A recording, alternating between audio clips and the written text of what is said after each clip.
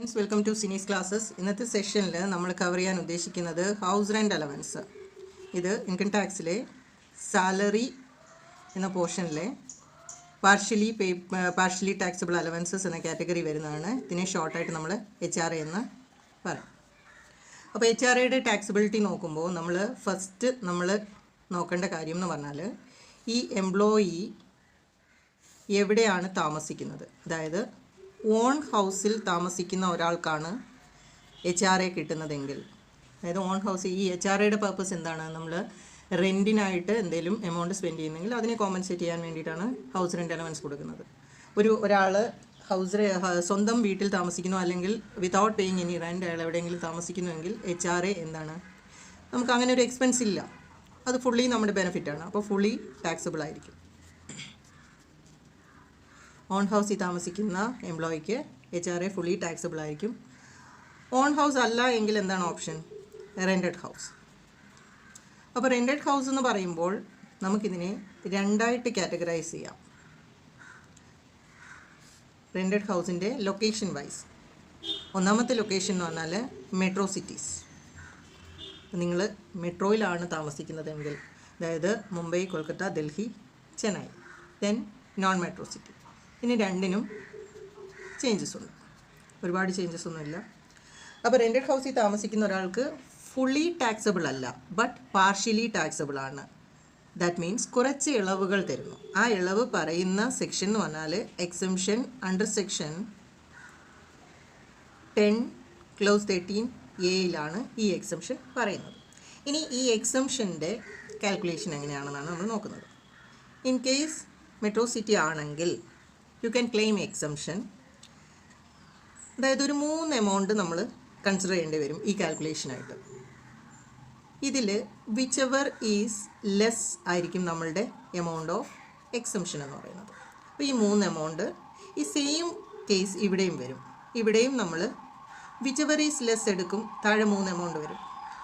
1, 2, 3. അപ്പോൾ which ever is less ആയിരിക്കും നമ്മുടെ എക്സംഷൻ എമൗണ്ട്. അപ്പോൾ ഇനി എന്താണ് കാറ്റഗറി? ആക്ച്വൽ HRA ആണ് ഒന്നാമത്. എത്രയാണോ HRA കിട്ടുന്നത് അത്രയും.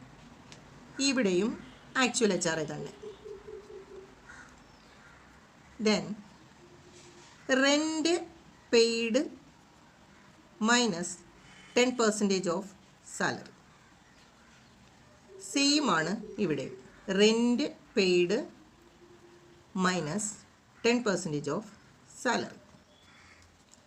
മൂന്നാമത്തതിൽ മാത്രമാണ് ചേഞ്ച് വരുന്നത്. മെട്രോയിലാണെങ്കിൽ 50% ഓഫ് സാലറി, നോൺ മെട്രോ ആണെങ്കിൽ 50 മാറി എന്താവും? 40% ഓഫ് സാലറി. ഇനി ഇവിടെ 10% of salary, then 50% of salary, 40% of salary എന്ന് പറയുന്നുണ്ട്. അപ്പോൾ HRA കാൽക്കുലേഷന് വേണ്ടിയിട്ട് സാലറി എന്ന് പറഞ്ഞാൽ എന്താണ്? Salary is equal to your basic salary plus DA enters plus commission on turnover.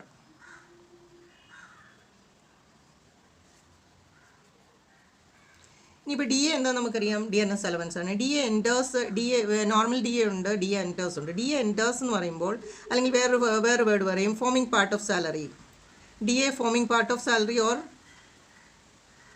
Not forming part of salary. That means forming part of salary എന്ന് പറയുമ്പോൾ ഇതിനെ റിട്ടയർമെൻറ്റ് ബെനിഫിറ്റ് കാൽക്കുലേഷനിൽ കൺസിഡർ ചെയ്യും. റിട്ടയർമെൻറ്റ് ബെനിഫിറ്റിലേക്ക് കൺസിഡർ ചെയ്യുന്നതിനാണ് DA എൻറ്റേഴ്സ് എന്ന് പറയുന്നത്. Otherwise വെറും DA not forming part of salary. അപ്പോൾ ഇതിൽ നമ്മൾ എടുക്കേണ്ടുന്നത്, ക്വസ്റ്റ്യനിൽ അത് സ്പെസിഫിക് ആയിട്ട് പറഞ്ഞിട്ടുണ്ടാവും, DA forming part of salary ആണെങ്കിൽ മാത്രം നമ്മൾ എടുത്താൽ മതി. ഇങ്ങനെ നമുക്ക് ഈ ലീസ്റ്റ് എമൗണ്ട് എക്സംഷൻ കിട്ടും. അപ്പോൾ ആക്ച്വൽ HRAയിൽ നിന്ന് ഈ എക്സംഷൻ കുറയ്ക്കുമ്പോൾ കിട്ടുന്ന എമൗണ്ടിന് മാത്രം നമ്മൾ ടാക്സ് കൊടുത്താൽ മതി. നമുക്കൊരു പ്രോബ്ലം നോക്കാം. Problem: Mr. Manoj, a salaried employee residing at Rajkot. Salary details are as follows. Basic salary per annum തന്നിരിക്കുന്നത്. Per annum means per year. Basic salary 2 lakh ഉണ്ട്. DA forming part of salary എന്ന് പറയുന്നുണ്ട്. That means DA enters ആണ് 1 lakh. Bonus 50,000. HRA 24,000. Rent paid 36,000. ഈ rent paid എന്ന് പറയുമ്പോൾ നമ്മൾ ശ്രദ്ധിക്കേണ്ടുന്നത് rent paid for the relevant period ആണ് നമ്മൾ എടുക്കേണ്ടത്. റിലവൻറ്റ് പീരീഡ് എന്ന് പറഞ്ഞാൽ ഇപ്പോൾ ഒരു 12 മാസത്തിൽ നമ്മൾ ഫുൾ ടൈം ചിലപ്പോൾ റെൻറ്റിന് താമസിക്കണമെന്നില്ല. അപ്പോൾ 8 മാസം താമസിച്ചിട്ടുണ്ടെങ്കിൽ ആ 8 മാസത്തെ റെൻറ്റാണ് നമ്മൾ കൺസിഡർ ചെയ്യേണ്ടത്. ഓക്കെ. ദെൻ നമുക്ക് നോക്കാം computation of taxable HRA for mister Manoj for the assessment year which ever is year നമ്മൾ എഴുതുക. അപ്പോൾ കമ്പ്യൂട്ടേഷൻ നമുക്ക് നോക്കാം. ആദ്യം നമ്മൾ എന്താ ചെയ്യുന്നത്? ആൾക്ക് HRA കിട്ടി. അപ്പം HRA റിസീവ്ഡ് എത്രയാണ്? HRA received 24,000. അപ്പോൾ ഇയാൾ റെൻറ്റഡ് ഹൗസിലാണ് താമസിക്കുന്നത്. കാര്യം റെൻറ്റ് പേ ചെയ്തിട്ടുണ്ടെന്ന് പറയുന്നുണ്ട്. രാജ്കോട്ടാണ് പിന്നെ ഇയാൾ താമസിക്കുന്നതെന്ന് പറയുന്നു. അപ്പോൾ നമ്മൾ ഇതിൽ നമുക്ക് എത്രത്തോളം എക്സംഷൻ കിട്ടും എന്നാണ് നോക്കേണ്ടുന്നത്. എക്സംഷൻ കുറച്ചാൽ മാത്രമേ നമുക്ക് ടാക്സബിൾ HRA കിട്ടത്തുള്ളൂ. അപ്പോൾ നോക്കുക, less exemption under section 10(13)(a). അപ്പോൾ നമ്മൾ മൂന്ന് എമൗണ്ട്സ് എഴുതുക. Actual HRA 2, rent paid minus 10% of salary. Then 3 ഇത് മെട്രോ അല്ല 40% ഓഫ് സാലറി. അപ്പോൾ സാലറി എത്രയാണെന്ന് നമുക്കറിയത്തില്ല. സാലറിയുടെ കമ്പ്യൂട്ടേഷൻ എങ്ങനെയാണ്? Salary is equal to basic plus DA enters plus commission. അപ്പോൾ ബേസിക് എടുത്ത് എഴുതുക. ബേസിക് എത്രയാണ് ക്വസ്റ്റ്യൻ തന്നിരിക്കുന്നത്? 2 lakh. DA 1 lakh. Commission percentage of turn over achieved by the employee ആണ്. കമ്മീഷൻ ഈസ് ഈക്വൽ ടു ക്വസ്റ്റിനെ തന്നിട്ടില്ല, അപ്പം നിൽ. അപ്പോൾ salary for HRA, salary for HRA എന്ന് പറയുന്നത് 3 lakhs ആണ്.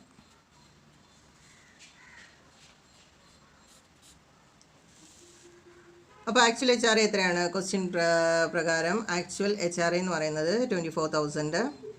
Then rent paid minus 10% of salary. Rent paid എത്രയാണ് പറയുന്നത്? 36,000 മൈനസ് 10% ഓഫ് സാലറി. സാലറി എന്ന് പറഞ്ഞാൽ 3 lakh നമ്മൾ താഴെ കണ്ടുപിടിച്ചു. 3 lakhൻ്റെ 10% എന്ന് പറയുമ്പോൾ 30,000. അപ്പോൾ ഇവിടെ എത്രയാണ്? 6,000. Then here 40% of salary. 3 lakh ആണ് സാലറി കണ്ടുപിടിച്ചത് into 40%. That is 1,20,000. Which ever is less നമുക്ക് എക്സംഷനായിട്ട് ക്ലെയിം ചെയ്യും. വിച്ച് എവർ ഈസ് ലെസ് എന്ന് പറയുമ്പോൾ ഇതിൽ ലെസ് ആയിട്ടുള്ള എമൗണ്ട് എത്രയാണ്? 6,000. ദാറ്റ് മീൻസ് 24,000 നിന്ന് 6,000 കുറച്ചിട്ട് 18,000 ആയിരിക്കും നമ്മളുടെ ടാക്സബിൾ HRA എന്ന് പറയുന്നത്. ടാക്സബിൾ HRA ഇങ്ങനെയാണ് നമ്മൾ HRAയുടെ കാൽക്കുലേഷൻ എടുക്കുന്നത്. Thank you very much for watching. Do like, share and subscribe my videos. Thank you.